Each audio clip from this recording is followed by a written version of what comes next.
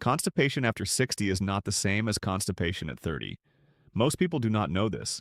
They treat it the same way, with the same drugstore laxative, the same extra glass of water, the same intention to eat more fiber when they get around to it. And because constipation rarely feels like an emergency, because it is uncomfortable and frustrating rather than acutely painful, it gets tolerated. It gets managed loosely. It gets accepted as one of those things that comes with getting older, something to live with rather than something to investigate. But after 60, constipation is linked to a set of risks that were not present at 30 through mechanisms that most people never encounter in the standard constipation conversation, because the standard constipation conversation was written for a different body, not for the aging gut with its changed motility, not for the aging cardiovascular system with its vulnerability to the specific physiological stresses that straining creates, not for the aging nervous system and its increasingly important relationship with the microbiome that constipation disrupts. The body after 60 is a different system, and what chronic constipation does to that specific system is serious enough, specific enough, and addressable enough that the people managing it deserve to hear it explained the way this video is going to explain it. There is a moment, and it happens more than most people realize, when constipation becomes a medical emergency rather than an inconvenience. It is not always dramatic. Sometimes it is a person bending forward with exertion in a moment of straining and feeling the specific sensation of something going very wrong. Sometimes it is a quiet escalation from constipation to obstruction to perforation that happens over days and produces an outcome requiring emergency surgery. Sometimes it is the cumulative cardiovascular stress of repeated straining events that slowly adds to the hypertensive burden and atrial fibrillation risk of an aging heart. These are not theoretical outcomes invented to dramatize a video. They are the documented complications of untreated and undermanaged constipation in older adults, and they appear in the gastroenterology literature with the consistency of a pattern that has been accumulating evidence for decades without making its way clearly enough into the public conversation about a problem that affects an estimated 30 to 40% of adults over 65. This conversation is overdue. And if you have been managing this silently because it felt too ordinary to bring to a medical appointment or to take seriously enough to investigate, I hope what follows changes that entirely. This is Dr. Victor Lang, and this channel was built for exactly this kind of honest, mechanism-grounded health conversation. Hit like and subscribe right now if you want to keep getting information this specific. Let us begin with what actually changes in the gut after 60, because the biology of the aging gastrointestinal system is the foundation of everything else. The intestinal tract is governed by its own nervous system, called the enteric nervous system, a network of approximately 100 million neurons embedded in the gut wall that coordinates the muscular contractions of peristalsis, the wave-like movements that propel food and then stool through the digestive tract. These neurons, like neurons throughout the rest of the body, are subject to age-related changes that reduce their number, reduce their signaling efficiency, and reduce their coordination with the smooth muscle of the gut wall. The result is a slowing of colonic transit time, meaning it takes longer for stool to move through the colon from the ascending colon, where water is absorbed, through the transverse and descending colon, to the sigmoid colon and rectum, where defecation occurs. As colonic transit slows, more water is absorbed from the stool during the extended time it spends in the colon, producing stool that is harder, drier, and more difficult to pass. This is the fundamental mechanical basis of age-related constipation, and it is age-related in the sense that the neural changes driving it are real and progressive, but not in the sense that they are inevitable or untreatable. Layered on top of these neural changes are several other age-related factors that compound the transit slowing in ways that most constipation conversations never address.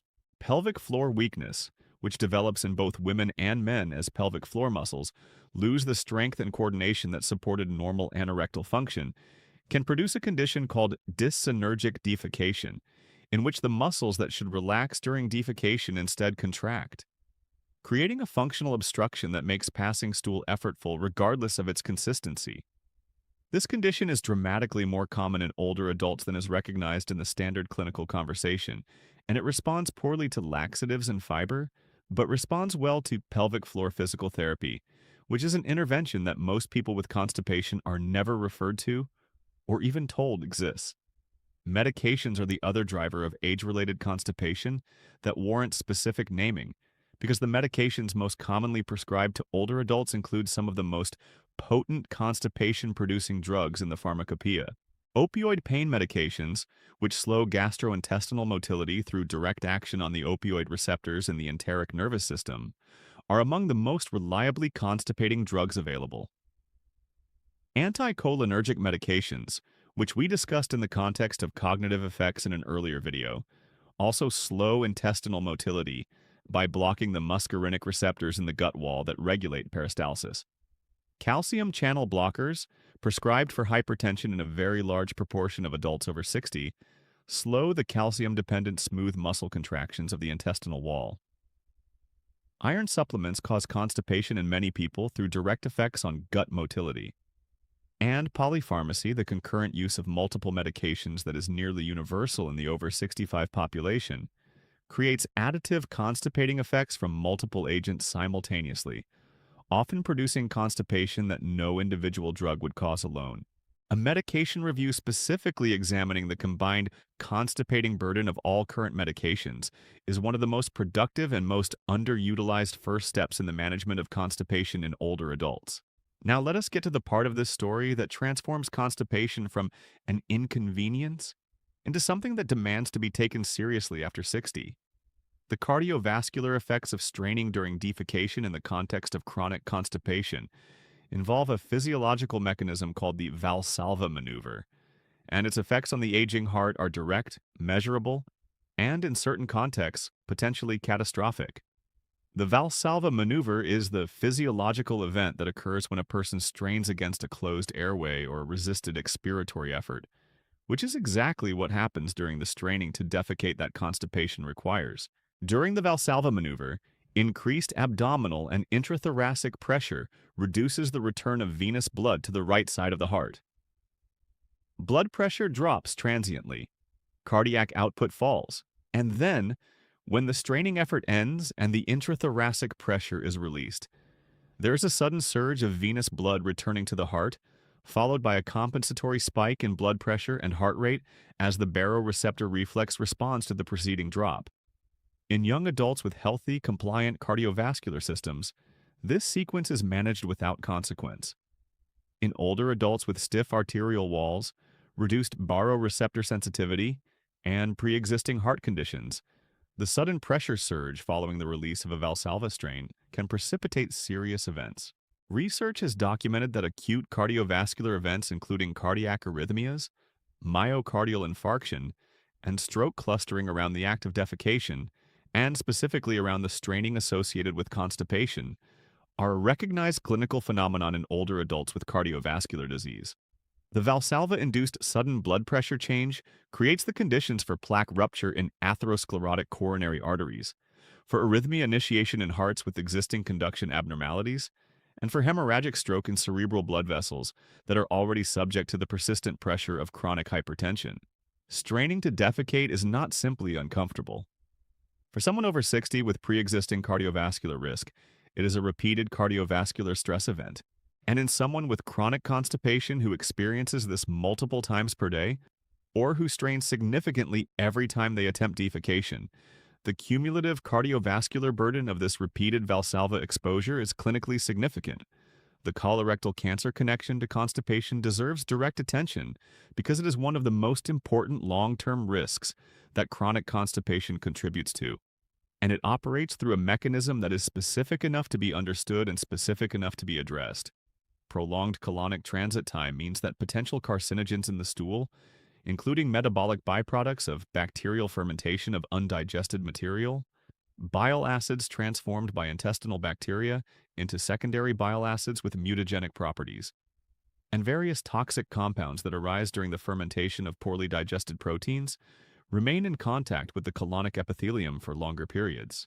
The colonic mucosal cells that line the interior of the large intestine are among the most rapidly dividing cells in the human body, replacing themselves every 3 to 4 days. And this rapid cell division makes them particularly vulnerable to the DNA-damaging effects of prolonged exposure to mutagenic compounds in slowly transiting stool.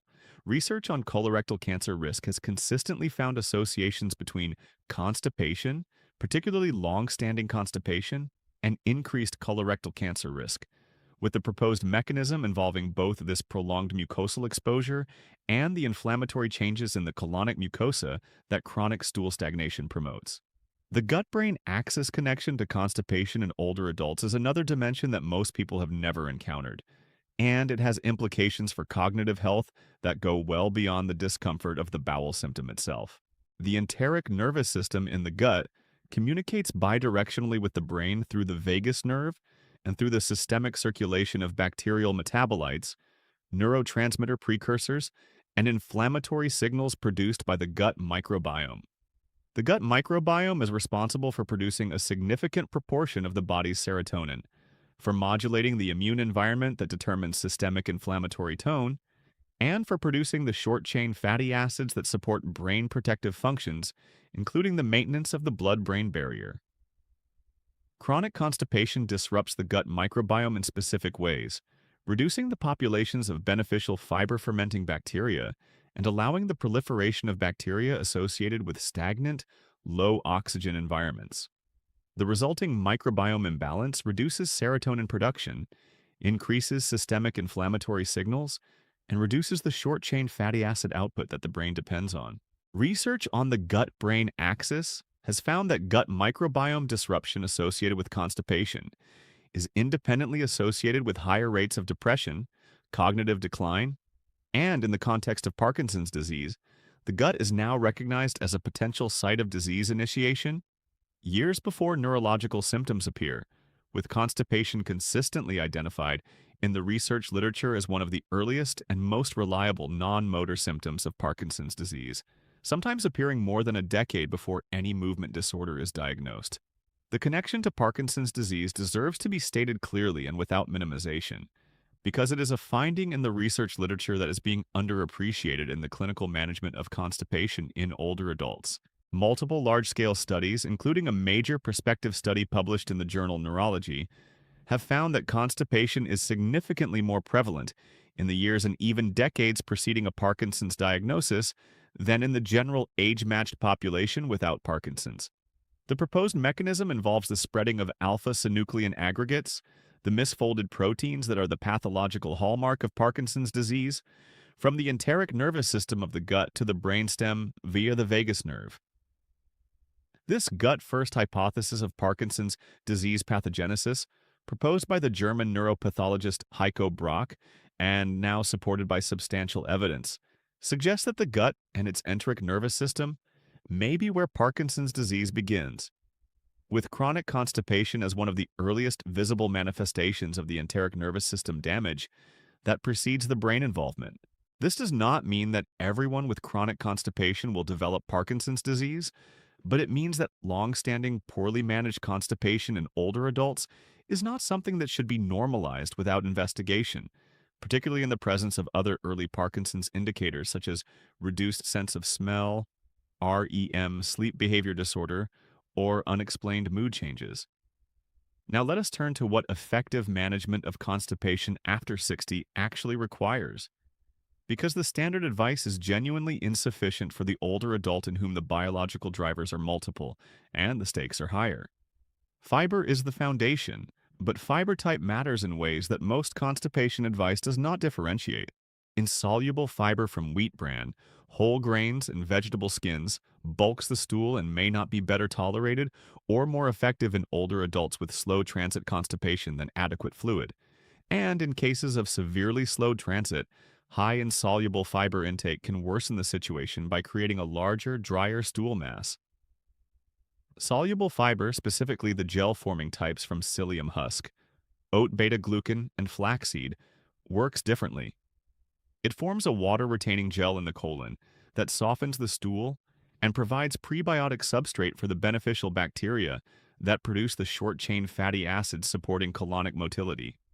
Research comparing soluble and insoluble fiber interventions in older adults with slow transit constipation consistently favors soluble fiber, particularly psyllium, which has the most robust evidence base for constipation management in this population. Hydration is the partner intervention that most people underestimate. And in older adults, where the thirst mechanism is blunted and chronic mild dehydration is common, the connection between hydration and constipation is direct and correctable. The colon absorbs water from stool in proportion to how slowly the stool moves through it, and in a mildly dehydrated older adult, the colon absorbs even more vigorously, producing the hardest, driest stools. Ensuring consistent, adequate hydration throughout the day, with attention to the morning period specifically, since overnight dehydration compounds the stool hardening that slows transit, is the single most cost-free and most immediately effective intervention for chronic constipation in older adults. And it is the intervention most commonly attempted inadequately because the person genuinely does not feel thirsty. Movement is the third intervention that is as important as any pharmacological approach, and that is consistently undervalued in the constipation conversation. Walking specifically promotes colonic motility through the mechanical jostling effect on the abdominal contents, through the vagal nerve activation that exercise produces, and through the improvement in gut transit time that is one of the most reliably documented effects of regular physical activity in older adults. A morning walk of even 15 to 20 minutes taken specifically after breakfast, when the gastrocolic reflex, the colonic motility response to eating, is at its peak, leverages both the physiological reflex and the mechanical benefit of movement in the window when the colon is most naturally primed for transit. This specific morning walk timing, combined with a warm beverage at breakfast that stimulates the gastrocolic reflex and a fiber and fluid-rich breakfast, creates a morning routine that addresses the constipation problem through 3 simultaneous mechanisms without any pharmaceutical intervention. For the medication-related constipation that underlies a significant proportion of chronic constipation in older adults, the only genuinely effective intervention is a medication review with a specific focus on the combined constipating burden of the current regimen. This is a conversation worth initiating with a physician, framed as a request to evaluate whether any current medications are contributing to constipation and whether alternatives with lower gut motility impact are available. For opioid-induced constipation specifically, there are now targeted pharmaceutical interventions, including peripherally acting immuno-opioid receptor antagonists, that address opioid-induced constipation without reversing the pain management effect of the opioid itself, and these should be known to anyone managing opioid-induced constipation in an older adult. The overarching message of this entire conversation is one that I want to leave you with clearly and without ambiguity. Constipation after 60 is not a trivial symptom. It is not simply aging. It is a condition with specific biological drivers that are identifiable, specific cardiovascular risks that are real and serious, specific connections to colorectal cancer risk and gut-brain axis health that are documented and important, and specific connections to the earliest stages of Parkinson's disease that the research now takes seriously enough to include in clinical guidelines for the monitoring of Parkinson's risk. And it has specific, evidence-based interventions that work when they are chosen correctly for the biological drivers actually present, rather than applied generically as they usually are. The person who manages their constipation thoughtfully with an understanding of its mechanisms and its risks is protecting their heart, their colon, their gut microbiome, their brain, and their long-term health outcomes in a way that extends far beyond the comfort and dignity of regular bowel function. Important as those things are. Tell me in the comments how long you have been dealing with constipation, and whether any part of what we covered today changed the way you are thinking about it. Tell me whether you knew about the cardiovascular risks of straining or the connection to Parkinson's disease before this video. The conversation in this comment section matters to the people reading it, who have been silently managing this and who need to hear from others who are taking it seriously. And please share this video with the older adults in your life who have normalized this problem without knowing what it may be connected to, because they deserve to make an informed decision about whether and how actively to address it. Constipation is not a minor inconvenience after 60. It is the body asking for attention in a language that people have been trained to ignore. Listen to it now.